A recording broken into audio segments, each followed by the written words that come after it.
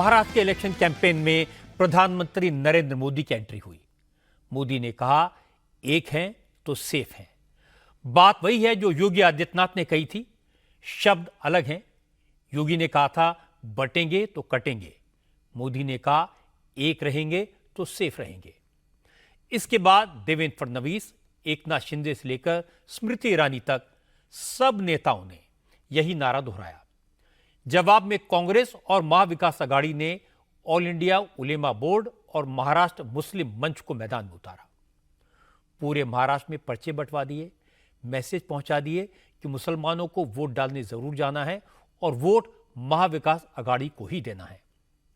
BJP ने इसे vote जिहाद का नाम दे दिया और इसके बाद महाराष्ट्र में जातिगत जनगणना का मुद्दा पीछे रह गया। मजहब की सियासत पूरी तरह हावी हो गई। राहुल गांधी ने एक बार फिर संविधान का इशू उठाया। राहुल ने संविधान की लाल किताब लहराकर नारा लगाया कि संविधान खतरे में है। लेकिन आज नरेंद्र मोदी और अमित शाह दोनों ने कहा, संविधान की कोरी किताब दिखाकर कांग्रेस के शहजादे लोगों को बहका रहे हैं। दलितों, पिछड़ों और आदिवासियों को आपस में लड़ाने की कोशिश कर रहे हैं। कांग्रेस की साजिश में नहीं फंसना है, एक रहना है। अब महाविकास आघाड़ी के नेता पूरी तरह डिफेंसिव पर हैं, सफाई दे रहे हैं।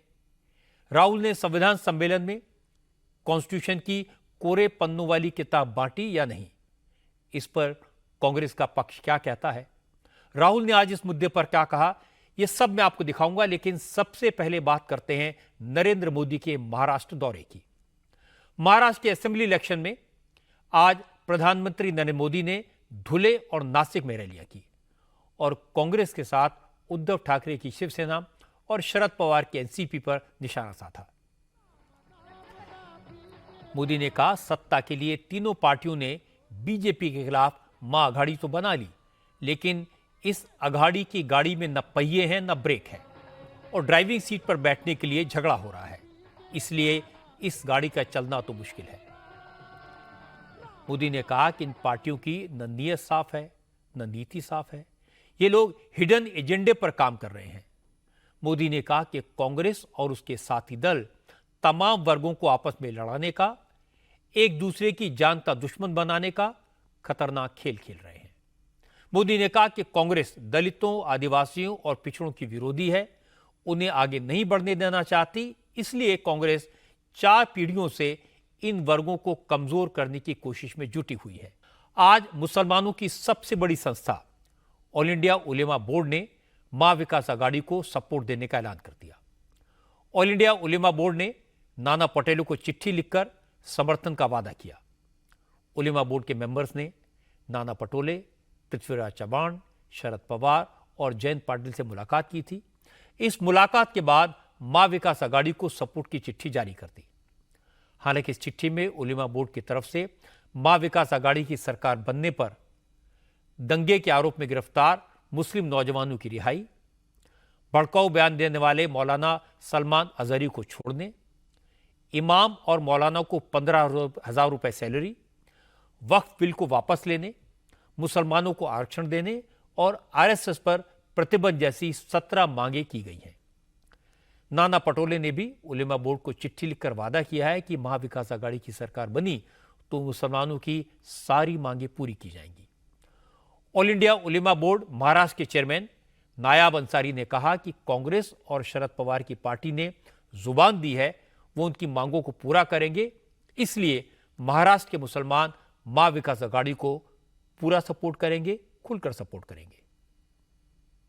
महाराष्ट्र प्रदेश कांग्रेस कमेटी के रियासती सदर नाना पटोले, पृथ्वीराज चौहान, साबिक वजीर आला और दीगर सीनियर कायदीन के साथ हमारे रियासती सदर और जनरल सेक्रेटरी की रास्त मुलाकात हुई थी बंबई में।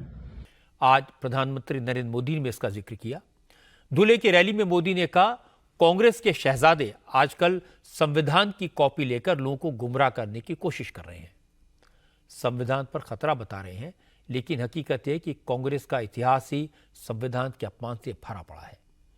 मोदी ने कहा, आजादी के 75 साल बाद आर्टिकल 370 हटा, जम्मू कश्मीर में भारत का संविधान लागू हुआ, लेकिन अब कांग्रेस फिर से जम्मू कश्मीर में आर्टिकल 370 की बहाली की बात कर रही है।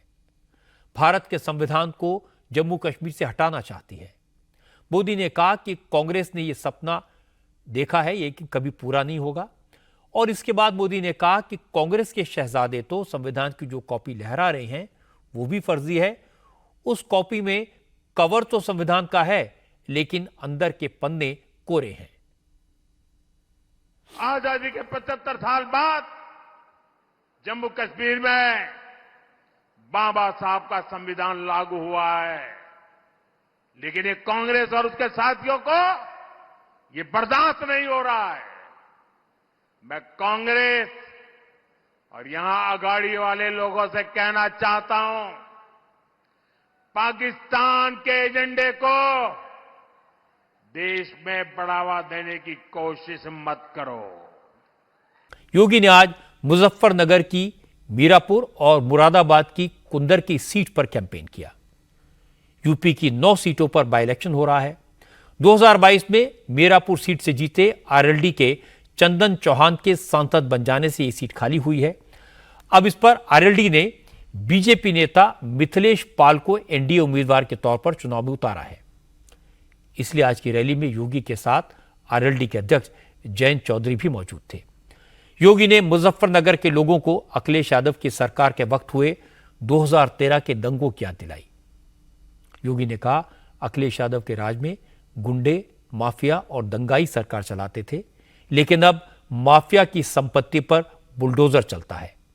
योगी ने कहा, अखिलेश यादव के राज में 2012 से 2017 तक यूपी में नारा लगता था कि जिस गाड़ी में सपा का झंडा उसमें बैठा होगा कोई गुंडा।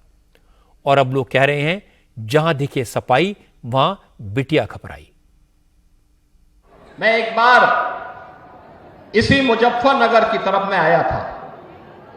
मुझे यहां पर एक कार्यकर्ता उस समय बोल रहा था, मैं यहां भाषण कर रहा था, तब तक पब्लिक के बीच से नारा आ रहा था। वो कह रहा था कि 12 से 17 के बीच में एक नारा चलता था और वो नारा होता था, जिस गाड़ी पर सपा का झंडा समझो बैठा है कोई। आज हिमाचल प्रदेश से भी इंटरेस्टिंग खबर आई। हिमाचल में समोसों का घोटाला हो गया। चीफ मिनिस्टर के लिए 5 स्टार होटल से मंगाए गए समोसे गायब हो गए और सीआईडी ने इसकी जांच की। और अब जांच के बाद 5 पुलिस वालों को नोटिस जारी किया गया है। उनके खिलाफ एक्शन लेने की सिफारिश की गई है। असल में 21 अक्टूबर को मुख्यमंत्री सुखविंदर सिंह सुक्खू सीआईडी हेडक्वार्टर में साइबर विंग का उद्घाटन करने गए थे। यहां पर मुख्यमंत्री के चाय नाश्ते के लिए समोसे और केक मंगवाया गया था, लेकिन नाश्ते के बॉक्स मुख्यमंत्री तक पहुंचते उससे पहले वो गायब हो गए। इसके बाद इस मामले की जांच डिप्टी एसपी लेवल के अफसर को सौंपी गई और इसके बाद सुरक्षा में तैनात जवानों से पूछताछ की गई। खाने पीने के इंतजामात में लगे सारे कर्मचारियों से भी पूछा गया और फिर 3 पन्ने की रिपोर्ट फाइल की गई। इस रिपोर्ट में कहा गया कि आईजी साहब ने इंस्पेक्टर लेवल के अफसर को सीएम के चाय नाश्ते का इंतजाम करने को कहा था। इंस्पेक्टर ने असिस्टेंट सब इंस्पेक्टर और हेड कांस्टेबल को 5 स्टार होटल से समोसे और केक लाने के लिए भेजा। पुलिस अफसर 3 बॉक्सेस में नाश्ता लेकर आए और यह सामान इंस्पेक्टर पूजा की देखरेख में कैंटीन के पास उस कमरे में रखवा दिया जहां मुख्यमंत्री के प्रोग्राम के लिए खाने पीने की व्यवस्था हो रही थी। जांच रिपोर्ट में कहा गया कि आईजी साहब के ऑफिस में बैठे कुछ लोगों के लिए नाश्ता मंगवाया गया तो गलती से चीफ मिनिस्टर के लिए आए गए समोसे उन लोगों को परोस दिए गए। आईजी साहब के कमरे में सेम सिक्योरिटी में तैनात अफसर मौजूद थे। इसका मतलब जो नाश्ता चीफ मिनिस्टर के लिए मंगाया गया था वो सुखविंदर सुक्खू की सुरक्षा में तैनात अफसर खा गए। जांच रिपोर्ट में कहा गया यह गड़बड़ी उन पुलिस कर्मियों की लापरवाही से हुई जिन्हें मुख्यमंत्री के लिए इंतजाम करने को कहा गया था। इसलिए जांच करने वाले डीएसपी ने 5 पुलिस कर्मियों के खिलाफ कार्रवाई की सिफारिश की है। सीआईडी की जांच रिपोर्ट सामने आई तो अब हिमाचल की राजनीति में समोसे राजनीति का इशू बन गए और बीजेपी के नेता समोसों पर मजा ले रहे हैं। पूर्व मुख्यमंत्री जयराम ठाकुर ने कहा, हिमाचल में भ्रष्टाचार के कितने मामले हैं पर सुक्खू उनकी जांच नहीं कराते, लेकिन अपने लिए आए समोसे खोजने के लिए सीआईडी को लगा देते हैं। ये बड़ी अजीब बात है। हिमाचल प्रदेश में चर्चा का विषय बना है, वो ये विषय बना है कि समोसे लिए गए थे।